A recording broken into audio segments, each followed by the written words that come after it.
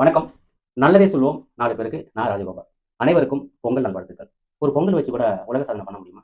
என்னங்க சொல்றீங்க? பொங்கல் வச்சு எப்படி உலக சாதனை பண்ண முடியும்? அப்படின்னு கேட்கிறீங்களா?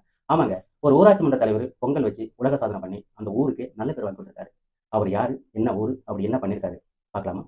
வாங்க பார்க்கலாம். சென்னை மதுரவாயல் தொகுதிக்குட்பட்ட அயப்பாக்கம் ஊராட்சியில் திமுக சார்பில் திராவிட பொங்கல் திருவிழா வெகு விமர்சையாக கொண்டாடப்பட்டது.